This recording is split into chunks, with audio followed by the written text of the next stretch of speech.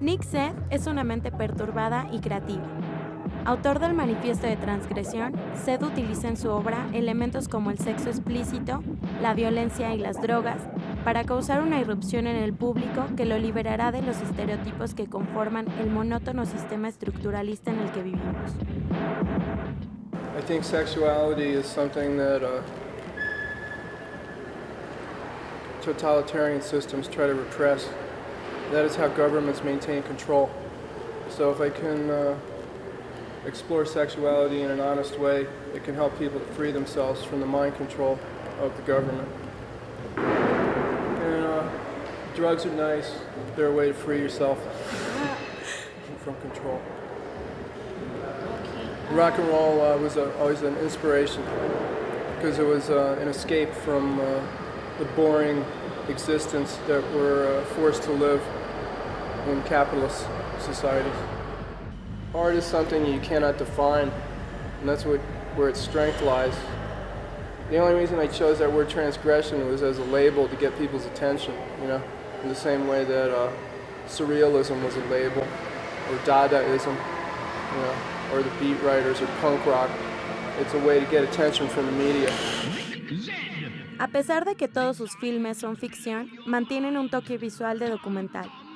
Zedd retoma la tradición del cine underground norteamericano para posteriormente identificar su obra como el sucio cine de culto.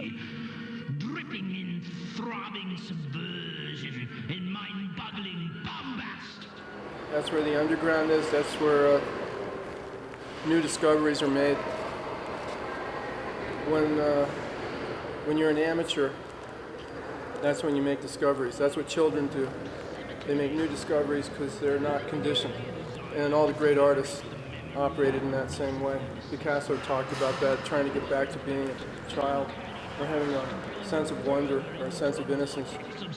Art is individualism. It's the most extreme form of individualism, which means that I have no social responsibility whatsoever, and it should not be ascribed to me. I don't have to deliver a message or be controlled by any ideology.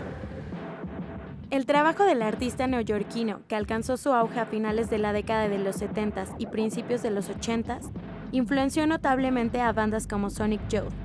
Hoy, el Museo del Chopo realiza una exhibición con las influencias gráficas del artista. This is part of, and it's also one of the last shows we're having as an exhibition format for this program called Fanzinoteca in the Museum of Chopo, which is a project that's interested in doing research and documenting and exhibiting self-published material, and also less important, in theory, less important printed stuff. And we wanted to show like the sort of like the genesis or the origins of underground culture and self-publishing, with a figure that's been promoting the DIY ethics with his films and with his work. So The Invisible Scene is the title of the show, and it's because as we talked before, the movies and the publications were, they circulated within the underground, most of them, so it was hard for people to notice that they were there, and in that sense they were invisible to the public. Convertir, transfigurar y transmutar en una evolución del tabú hacia la libertad es la guía del artista.